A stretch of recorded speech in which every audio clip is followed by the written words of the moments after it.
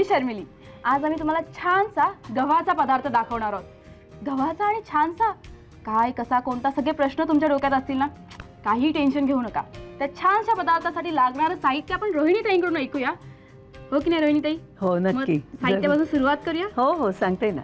हे मोड आलेल्या गव्हाचं पीठ, हा गूळ, खारकेची पावडर, बदाम आणि काजू, काळ्या मनुका, वेलचीची पावडर, पांढरे तीळ, जायफळाची पावडर, खसखस, गाईचं तूप आणि खोबरं, सुकं खोबरं। रेसिपीचं साहित्य कळलेलं आहे आपल्याला। मग चला मग आता पदार्थ करायला सुरुवात करूया। हो हो जरा गॅस लावून देते। हो हो नक्की।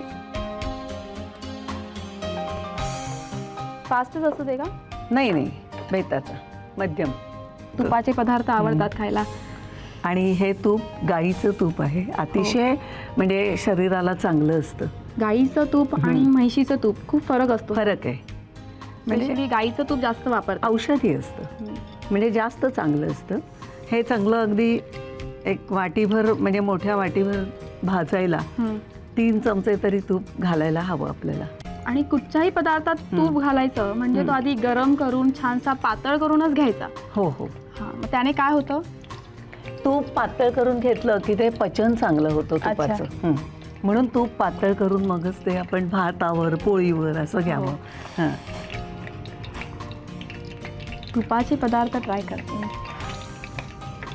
छान असं गरम झालं ना, त्याचा आता सुगंध दरवळायला लागलाय। साजूक तुपाचा वास खूप छान येतो खूपच गरम झालं की। आता ह्यामध्ये मी पीठ घालते। बारीक कर गॅस, गॅस बारीक कर, कारण हे जरा थोडं मंद म्हणजे भाजलं पाहिजे। अच्छा, ते सगळं पीठ नाही त्यात घातलंय?